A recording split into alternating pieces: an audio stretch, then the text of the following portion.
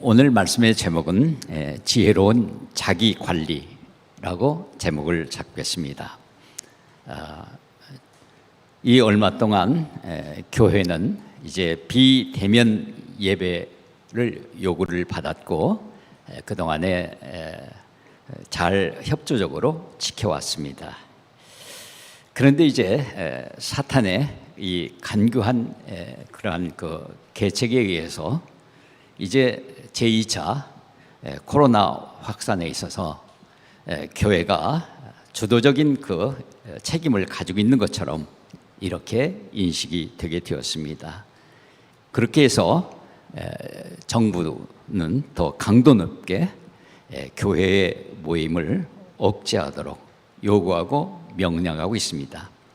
또 사회는 여기에 대해서 호응하고 또 이런 상황을 통해서 교회를 부담스럽게 보는 그런 경향이 점점 짙어지고 있습니다.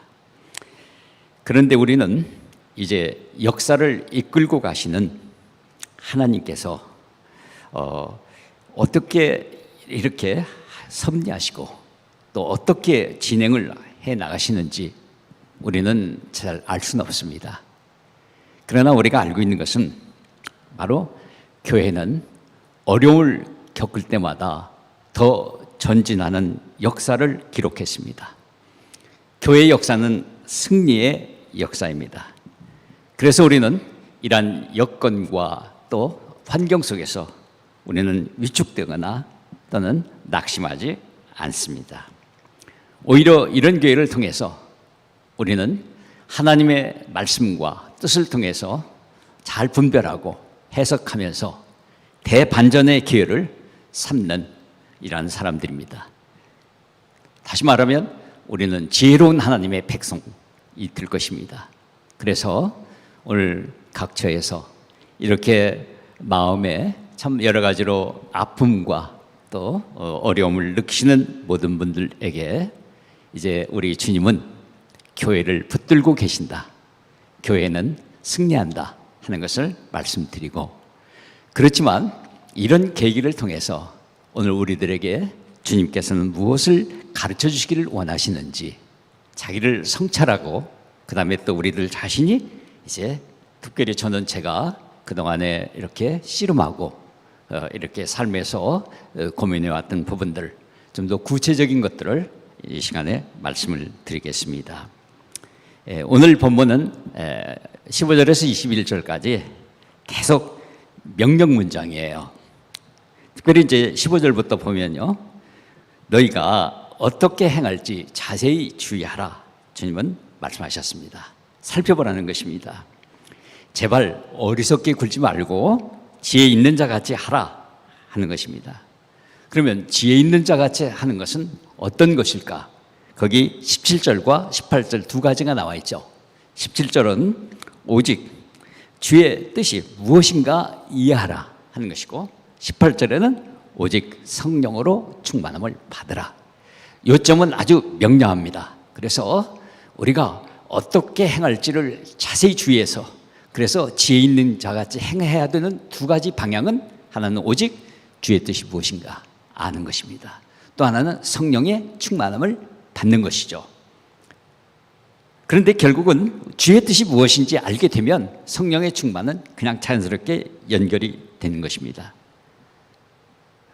돌이켜보면 지나간 여러 해 동안에 우리 교회는 어느 누구의 방해나 간섭을 받지 않고 마음껏 자유롭게 대면 예배를 드려왔습니다.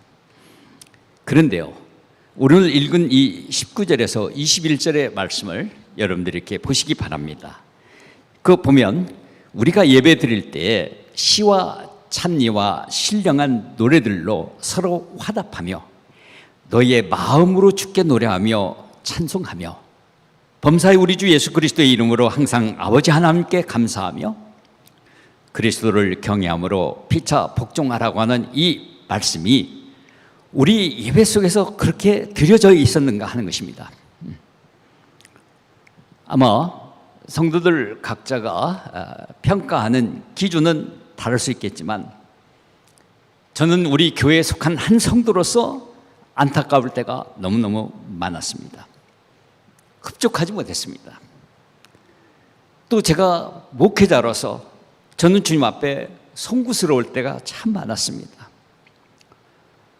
울부짖으며 하나님 앞에 매달릴 때도 참 많았습니다. 예배, 그러면 가장 많이 우리에게 떠오르는 것은 요한복음 4장이죠. 사마리아 여인에게 우리 들려주신 우리 주 예수님의 말씀, 여러분들도 아마 떠오르실 것입니다. 아버지께서는 참되게 예배하는 자들, 곧 영과 진리로 예배하는 자들, 바로 아버지께서 자기에게 이렇게 예배하는 자들을 찾으신다는 말씀이죠. 저는 오랜 교회 생활을 했습니다. 그동안에 수백 번, 아니 1000번도 넘게 대면 예배를 드렸지만 구원받고 나서 바로 우리 교회에 와서 이 예배를 드림으로써 영과 진리로 예배를 드린다는 것이 무엇인지를 경험했습니다. 요한복음 4장 22절에 예수님이 말씀하시기를 너희는 알지 못하는 것을 예배하고 우리는 아는 것을 예배한다. 맞습니다. 저는 100% 공감했습니다. 얼마나 자랑스럽고 얼마나 기뻤는지 모릅니다. 그런데 우리의 자랑이요, 우리의 복된 이 예배가 이 19절에서 21절의 예배의 모습이 그렇게 잘 반영되지 못하는, 어디서부터 이렇게 우리는 침체가 되고 냉담하게 되었는가 고민하는 가운데에서 오늘 저는 15절의 말씀 다시 한번 여러분들에게 상기시켜 드리고 싶습니다. 아니, 제가 상기하고 싶습니다. 어떻게 행할지 자세히 주의하는 것. 어느 사이에 내 삶에서 이것을 등한히 여긴 것은 아닌가 하는 것입니다. 우리가 살아가는 삶의 현장에서 여기 어떻게 행할 것인지 자세히 주의하는 두 가지라고 그랬지 않습니까? 오직 주의 뜻이 무엇인지 그것을 알아가는 것이며 오직 성령의 충만함으로 행하는 것인데, 그만 그런 것들에 대해서 관심을 두지 않고 바로 이게 진짜 지혜인데 이 지혜를 우리가 어느 사이에 놓쳐버린 것은 아닌가 하는 것입니다. 그리고 오히려 늘 살아오면서 습관적으로, 아니 생활 방식으로 세상의 지혜와 또는 세상의 상식과 세상의 방식에 맞춰서 사는 것이 너무 익숙해져 있었기 때문에, 그래서 한번 우리들 자신이 돌이켜 생각해 보았으면 좋겠습니다. 우리에게 발생하는 이 문제들을 붙들고 정말 주의 뜻을 알게 해달라고, 너무 알 수가 없으니까 저희가 신령한 지혜와 총명을 주셔서 어리석은 짓 하지 말고 제발 좀 하나님의 뜻을 알고 행하게 해달라고 매달리며 간구했던, 그리고 주님께서 주시는 답을 기다리고 기다렸던 간증들이 어느 쪽 간증이었는가, 우리에게 지금 그 간증들이 현재 남아있는가, 저는 이러는 것을 성찰하고 싶은 것입니다. 우리는 최근에 매일 성경을 통해서 이사야서를 읽고 있습니다. 26장을 읽었을 때였습니다. 20절에 보면 내 백성아 갈지어다 내 밀실에 들어가서 내 문을 닫고 이 분노가 지나기까지 잠깐 숨을지어다 하는 말씀이었습니다. 저는 이 말씀을 전에 읽을 때 아무런 그 느낌 없이 읽었었습니다. 그런데 지금부터 20년 전입니다. 교회가 큰 분란을 겪게 되었을 때입니다. 그 문제의 원인은 저였죠. 새벽에 제가 교회에 앉아서 어찌할 바를 모르고 진퇴양난이에요. 그래서 주님 앞에 막 먹먹하게 앉아 있을 때 주님이 이 말씀을 읽는데 갑자기 눈을 뜨게 해주셨습니다. 밀실에 들어가라. 이 말씀은 다른 말로 하면 너는 네가 사임을 해라. 형제들과 교회를 어떻게 할 것인가를 협상하고 또는 지분을 나누고 그만둬라. 네가 사임하라. 이 사임하라는 말이 그냥 음성처럼 제 마음속에 확 새겨졌습니다. 그래서 저는 즉시 가족들에게 제 뜻을 밝히고 또 사임의 뜻을 밝혔습니다. 그리고 그 이후에 진행된 여러 가지 과정을 통해서 교회는 참으로 큰 상처 없이 이렇게 잘 안정이 되었고 교회가 교회다움을 찾게 되었던 것입니다.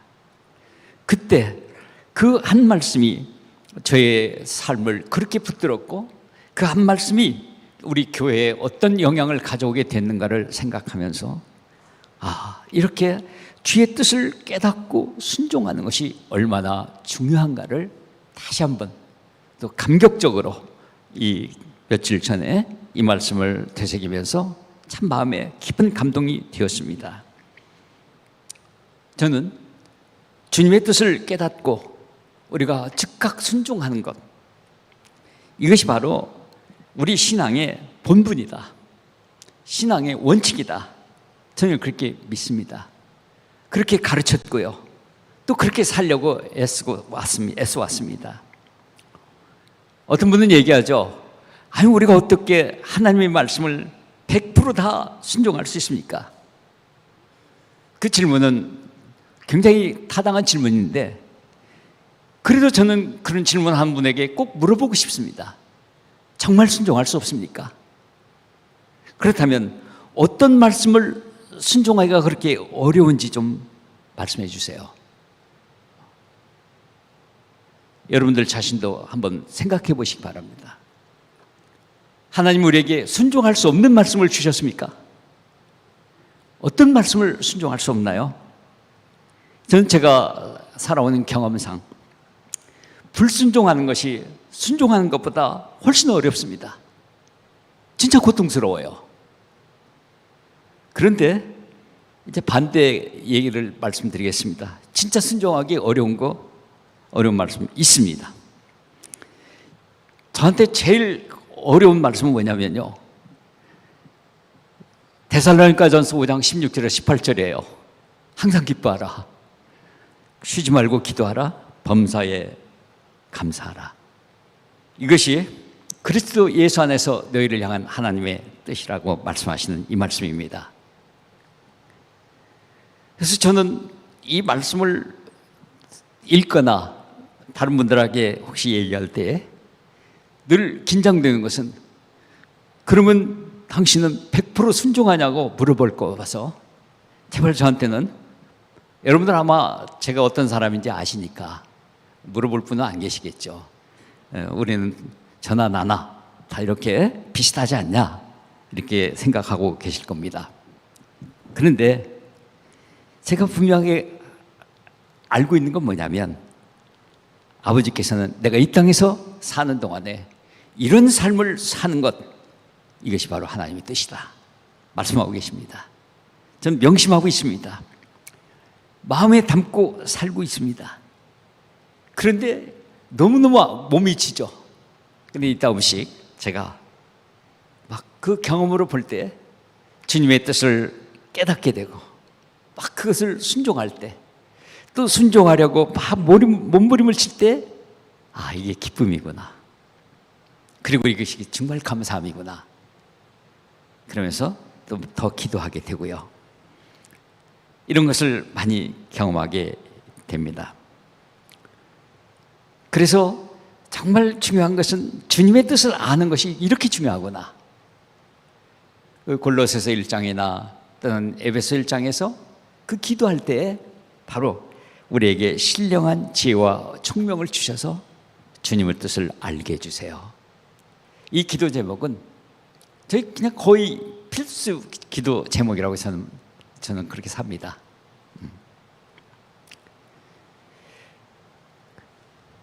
그렇게 기도할 수밖에 없죠. 왜냐하면 저는 너무 어리석으니까요. 자, 이제 앞으로 나가기 전에, 주님의 뜻을 말하기 전에, 우리 지금 앞에서 말씀드린 것처럼 두 가지 요점이 있다고 그랬죠. 하나는 17절에 주님의 뜻이 무엇인가 이해하는 거하고, 18절에 성령의 충만을 받으라는 명령을 우리가 앞에 먼저 꼭 봐야 될 것은 16절이에요. 여러분 16절을 이렇게 눈여겨보시기 바랍니다. 16절에 보면 세월을 아끼라 하는 말이 있습니다.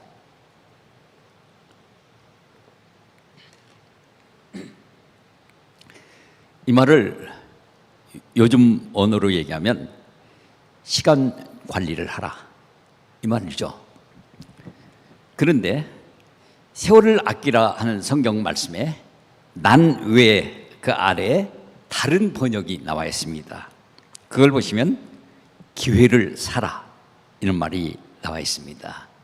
너무너무 절묘합니다. 세월을 아끼는 것은 기회를 사는 겁니다. 우리가 이제 사회적인 거리두기로 인해서 예상치 않게 우리에게 시간이 좀 생겼습니다. 관계를 유지하는 데 필요한 에너지가 이제는 비축이 되게 되었습니다. 이런 상황을 나는 우리 하나님의 자녀들은 이것을 어떻게 해석하고 어떻게 살고 있는가, 이것입니다. 여러분, 바로 저는 이것을 우리 사랑하는 하나님의 자녀들은 내 영혼을 재정비해라, 충전시킬 수 있는 기회로 하나님이 이 찬스를 주셨구나, 기회를 사라, 이렇게 말씀을 드리고 싶습니다. 그래서 이 기회를 꽉 붙들어야 되겠다. 이 기회를 낭비하는 것은 진짜 어리석은 사람이다. 여기 그렇게 당부하고 있지 않습니까? 제발 좀 지혜 없는 자 같이 하지 마라. 17절은 어리석은 자가 되지 마라. 우리에게 기회가 왔다 하는 것입니다. 그래서 저는 정말 가장 중요한 단어를 가장 중요한 제안을 한다면요, 시간표 짜라. 실질적인 제안입니다. 주님과 가까이 할 수 있는 나의 시간을 짜야 될 것입니다. 다시 한번 말씀드리지만 절대로 이 세월을 낭비하지 마십시오. 허송세월하지 마십시오. 이것을 먼저 말씀을 드리면서요, 이제 주님의 뜻은 그렇게 어려운 게 아니잖아요. 두 가지 기둥이 있습니다. 주님의 뜻의 첫 번째 기둥은 뭡니까? 그것은 하나님을 사랑하는 겁니다. 내 마음과 목숨과 뜻과 힘을 다해서 하나님을 사랑하는 것이 첫 번째 뜻이고, 두 번째 뜻은 무엇입니까? 이웃을 사랑하는 겁니다. 이웃을 내 몸과 같이 사랑하는 것입니다. 그렇기 때문에 이제 주님의 뜻에, 이 기본적인 주님의 뜻에 내 삶이 어디에 놓여 있는지 오늘 우리가 다시 한번 재확인하고 재정비하도록 이런 기회를 삼는 것은 우리에게 너무너무 중요하다고 하겠습니다. 우선 저를 예를 들면요, 제가 나이가 들어가면서 다른 노인들도 비슷하라고 생각하는데 조금씩 마음이 냉담해집니다. 그래서 뜨거움과 열정이 점점 가라앉습니다. 답답해요.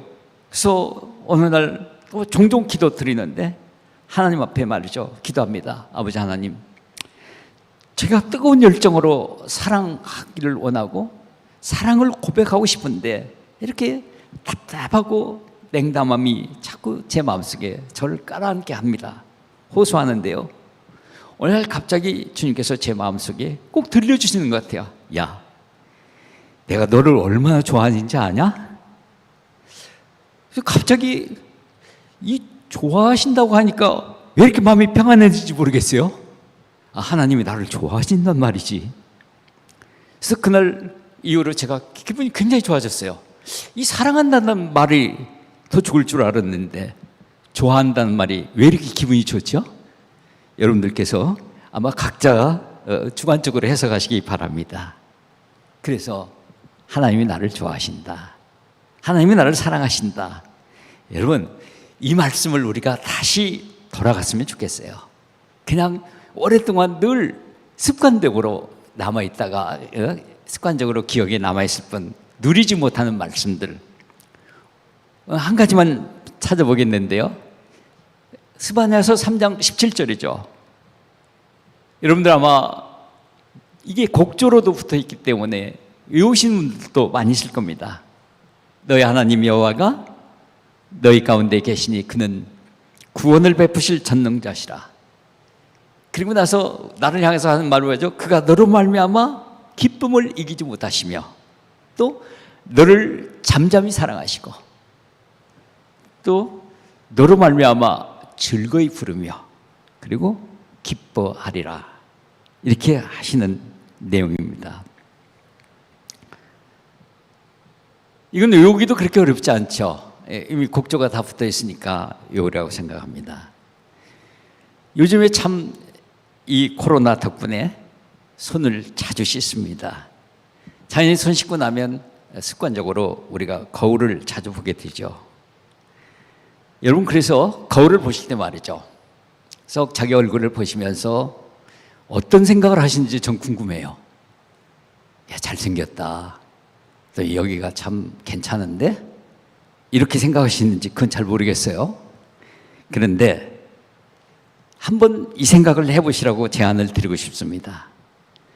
전능하신 하나님, 구원을 베푸시는 하나님이 기쁨을 이기지 못한다는 게 이게 나라는 말이지, 내가 그런 사람이야? 아니, 하나님이 내가 그렇게 좋다는 말이야? 그래서 난 참 대단한 사람인데? 여러분, 이렇게 거울을 바라보시면서 자화 자찬을 한번 해보세요. 몸값을 확 끌어올리시는 거예요. 저는 이 말씀 중에서 제일 마음속에 충격이 되고 좀 놀라운 건 뭐냐면요, 하나님이 나를 보고 그렇게 기뻐서 노래를 부르신다는 거예요. 그래서 저는 그게 참 궁금해요. 하나님이 저를 보면서 뭐라고 부르실까? 여러분들께서 막 만나면 너무너무 좋으면 노래가 나오는 사람 있습니까? 제가 손자를 보고 가서 좀 얼싸안고 너무 좋을 때는 아이고 좋아 이렇게는 했지만, 하나님께서 나를 보시고 기뻐하시면서 도대체 무슨 노래를 부르실까? 전 참 궁금합니다. 여러분, 거울을 쳐다보시면서 이야, 내 이 코를 보시고 노래를 부르실까? 입을 보시고 노래를 부르실까? 노래 부르신 하나님을 그려보십시오. 자꾸 그려보세요. 자기 몸값을 확 올려야 돼요. 여러분,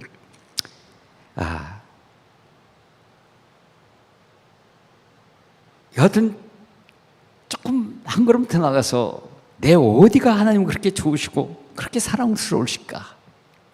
그러면서 하나님이 이렇게 기뻐하신다는 것을 자꾸 말하고 되새길 때 내 마음에 말이죠, 기쁨이 솟아오르게 될 것입니다. 스스로 내가 기쁨을 끌어올려야 할 것입니다. 하나님의 말씀을, 나를 사랑하는 하나님의 말씀을 그렇게 내 마음속에 묵상하고 되새기면서, 그리고 나도 하나님을 기뻐한다고 말씀드리고 하나님을 사랑한다고 고백하며 찬송을 드리는 것입니다. 그래서 저는 여러분들이 이번 기회를 통해서 찬송의 곡조수를 늘려라. 하루에 2곡 부르는 사람은 3곡 부르시고 3곡 부르는 사람은 5곡을 부르시면서 이게 자기 하루의 할당량으로 정하시고 찬송을 부르십시오. 그리고 한 걸음 더 나갑니다. 저는 스바냐서 3장 17절만 말씀드렸지만, 그러나 우리들 각자에게는 잊을 수 없는 말씀이 있을 겁니다. 정말 어떤 사람들은 전혀 아무것도 모르다가 야곱아, 내가 너를 지명하여 불렀나니 너는 내 것이라고 하는 한 말씀을 탁 듣고 나더니 그걸로 믿었어요. 그리고 그 말씀만 붙들면 막 뜨겁다는 거예요. 넌 내 것이다. 여러분, 이런 말씀들 있을 거 아니겠어요? 자기 재고 조사를 하세요. 그래서 이 말씀을 끌어올리면서 이 말씀을 가지고 거울 쳐다보세요. 손만 씻고 멍하니 자기 얼굴 어디 여드름이 있나 티가 생겼나 이것에 너무 구애받지 마시고, 이 잘난 얼굴, 하나님이 이렇게 사랑하시는 내 얼굴, 나를 스스로 자기 도취에 빠지시기 바랍니다. 그래서 저는 오늘 이렇게 말씀을 같이 상기하면서 이 우리 성도들이 이 자화자찬이 좀 필요하다, 자기 도취가 필요하다, 이것을 이렇게 생각하게 되고요. 그 다음에 서로가 하나님이 나를 어떻게 사랑하는 것에 대한 정보 교환이 필요합니다. 특별히 제가 부탁드리고 싶은 것은 이제 이렇게 하나님이 나를 사랑하시는 이 말씀을 이제 한 주에 한 말씀씩은 외우면서 한 일주일 동안 되풀이한 다음에 또 다음 말씀으로 옮겨가면서 그렇게 해서 사랑하시는 말씀의 양을 막 늘려가시기를 바랍니다. 그리고 우리가 이렇게 하나님의 백성은 주변에 꼭 연필이 있어야 됩니다. 언제든지 쓸 수 있는 종이가 있어야 돼요. 그래서 저는 여러분들에게 꼭 부탁 권하고 싶은 것은 일기장을 써라고 권하고 싶습니다. 그래서 그 말씀 가운데에서 일기장을 쓰면 또 하루에 꼭 기억할 만한 거 한 가지만 써도 돼요. 하나님과 나와 있었던 일 한 가지만 쓰셔도 우리 영혼이 새로워질 겁니다. 특별히 여러 성도님들이 이렇게 매일 성경을 읽고 계시지 않습니까? 저는 매일 성경에 있는 본문을 읽을 때가 성경 읽는데 제일 도움이 됩니다. 그때 이 매일 성경의 본문을 쭉 소리내서 읽고 연필을 들고 막 읽습니다. 본문의 내용이 제일 빨리 파악이 됩니다. 참 고마운 건요, 그 매일 성경에 보면 이 청록색으로 문단을 나눠주고 소제목을 붙여놨는데 그 소제목이 아주 잘 붙여져 있어요. 그래서 문단을 이해하는데 굉장히 도움이 됩니다. 그래서 아마 여러분들은 어떻게 보시는지 모르겠어요. 제가 가지고 있는 매일 성경책은 그냥 엉망입니다. 막 여기 줄 긋고 저기 글 긋고 하나님만 나오면 하나님에다 동그라미 치고 또 이거 하라면 이것에서 삼각표 치고 또 다른 색깔 칠하고. 그래서 이 책에 제가 여러분들 어떻게 읽을지 모르지만 제가 권하고 싶은 것은 책을 아끼지 마십시오. 막 쓰십시오. 그래서 거기다가 기도할 것도 쓰고 또 막 생각나는 그 자리에다 쓰고 막 적는 것입니다. 이 훈련이 정말 필요합니다. 그래서 거기서 지금 오늘 가슴에 담고 싶은 말씀, 그래서 그 묵상된 말씀 그걸 가지고 기도를 한번 해보시고 기도문도 한 2문장이면 되잖아요. 2-3문장만 기도문을 거기다 써놓으셔도 매일 성경책이 굉장한 책이 될 겁니다. 일기장에 쓰시면 더 좋습니다. 여러분, 저는 성도님들 가운데에서 1년에 성경을 통독하시는 분 또는 성경을 몇 장씩 읽으시는 얘기들 많이 듣습니다. 그런데 저는 그렇게 읽으신 것에 대해서 굉장히 높이 평가하지만 읽으시면서 당신의 가슴 속에 나와 있는 말씀이 뭐냐, 이것을 물어보고 싶습니다. 그래서 내 가슴 속에 남아있는 말씀입니다. 이제 우리가 지혜로운 자기 관리를 할 때 정말 하나님과 나와의 이 사랑의 관계를 잘 관리하면서 또 하나 자기 관리가 필요한 것은 운동입니다. 저는 많은 분들이 집안에 콕박혀 있어야 된다고 해서 운동 부족으로 계시는 분들이 제법 있는 것을 보았습니다. 그래서는 안 됩니다. 지금 이 숲이 얼마나 깨끗해진 줄 아십니까? 바로 우리 앞산에 뱀이 출몰한다고 경고가 붙었습니다. 이렇게 깨끗해졌어요. 그래서 이렇게 여러분들 자신이 자기 체력 관리를 의무적으로 해야 합니다. 내가 건강하고 오래 살기 위해서가 아니라 정말 하나님을 사랑하고 섬기기 위해서 건강 관리를 꼭 하세요. 하시면서 저는 걸으실 때 의도적으로 하나님을 찾고 아버지 부르는 것, 성경 가운데에서 정말 귀하고 귀한 말씀 가운데에서 하나님께서 성령을 우리 마음에 보내사 우리로 하여금 아빠, 아버지라고 부르게 하셨던 이 귀한 은혜 확인해야죠. 제가 걸어다니면서 오늘은 아버지를 20번은 불러야지. 그게 쉽지가 않아요. 저는 때때로 생각합니다. 나는 왜 이렇게 아버지한테 정이 없지? 그렇지만 원래 사랑은 내리사랑이잖아요. 아버지는 일방적으로 사랑하고 아들은 의무적으로 의지적으로 사랑하는 거니까. 그래서 제가 그래도 아버지 부르는 그 노력하는 마음을 얼마나 가상히 여기겠습니까? 사랑하는 여러분, 하나님을 아버지라고요 하루에 20번, 30번 부르셔야 합니다. 안 부르면 불효자식이에요. 그래서 아버지를 부르는 일들이 이 비상한 시기에 정말 우리 속에 증진되기를 정말 소원합니다.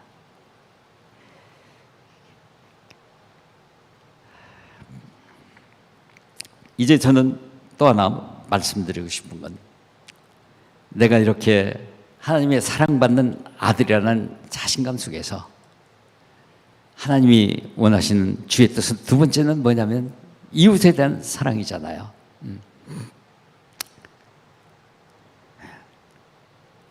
요한복음 15장에 보면 9절에 말씀하시기를, 예수님은 아버지께서 나를 사랑하신 것 같이 나도 너희를 사랑하였으니 나의 사랑 안에 거하라, 이렇게 말씀을 하십니다.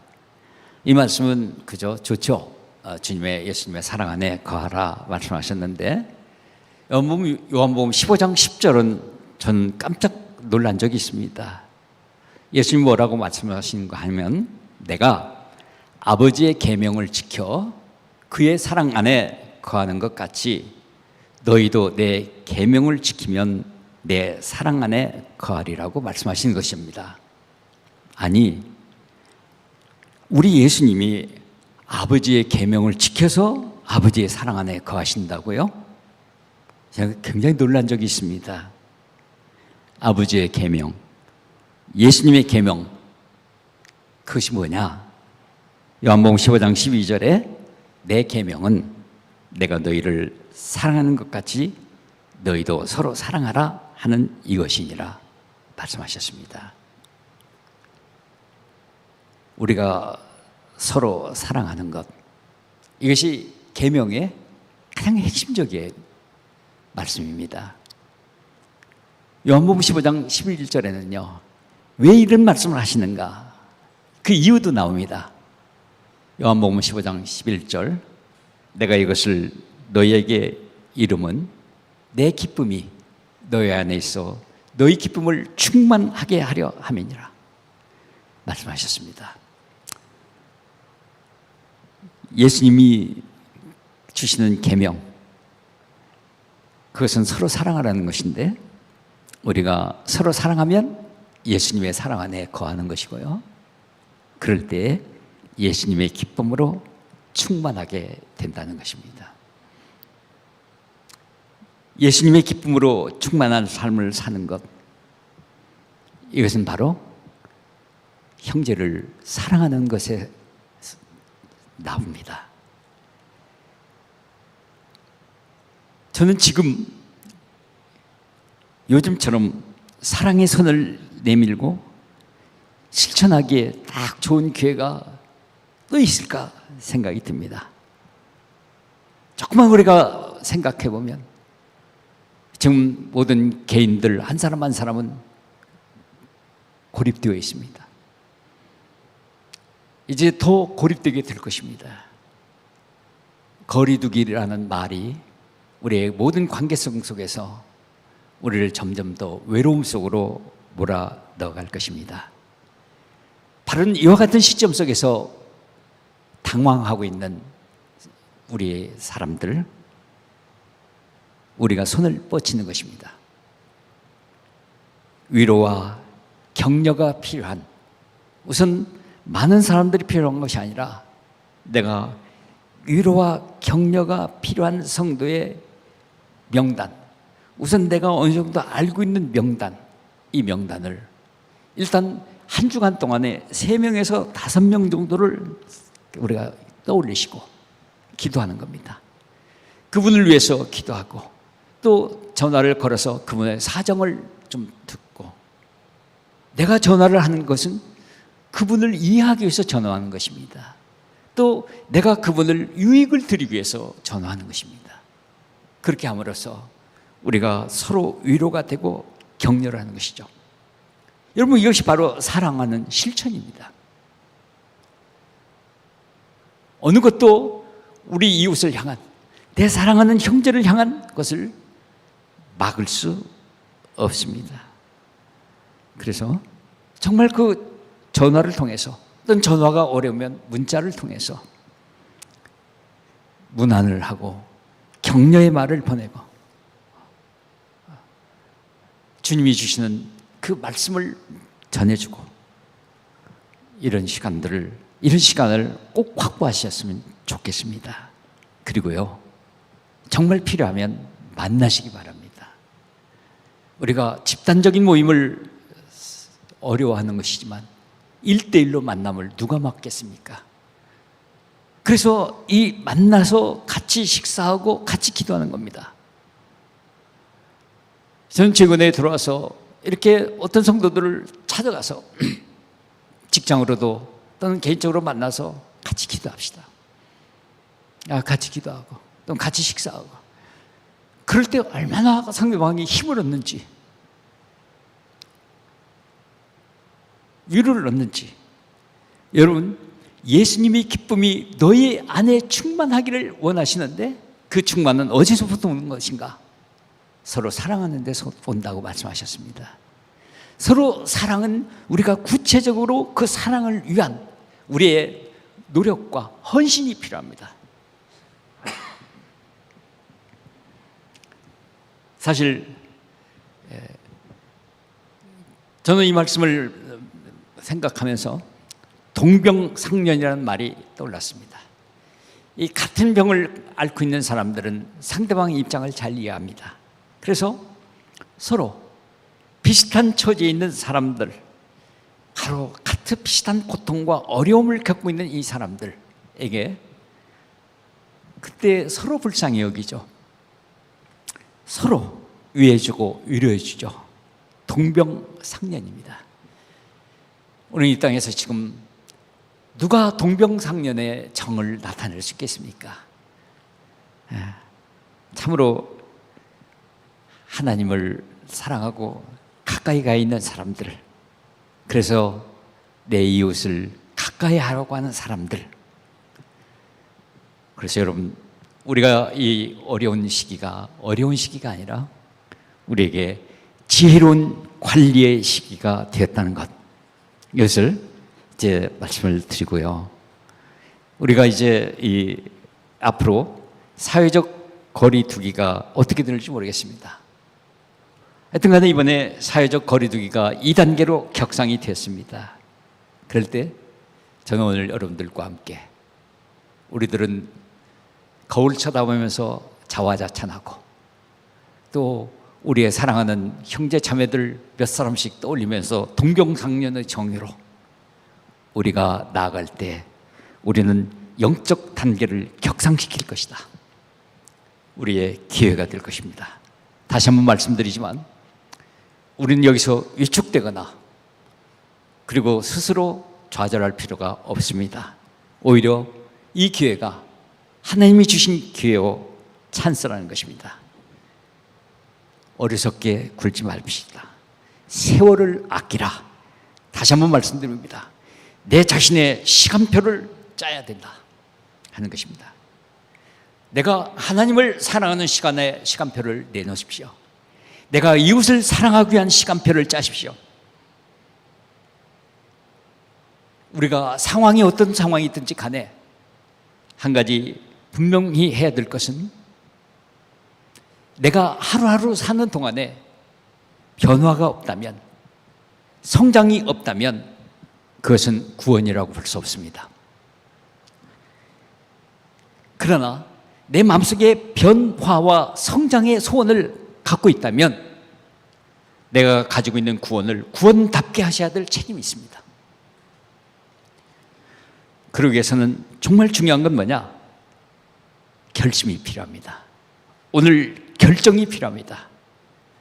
그래서 나는 정말 지혜로운 나 자신의 관리를 해야 되겠다. 그래서 그 지혜로운 관리의 가장 중심부에는 자기의 시간 관리, 영적인 시간 관리를 해야 되겠다. 이것을 오늘 다시 한번 결론으로 말씀드립니다. 이와 같은 우리 성도들 한 사람 한 사람이 정말 영적으로 강건해지고 이렇게 해서 성숙해가는 과정, 마귀도 막을 수 없고 어느 누구도 막을 수 없습니다.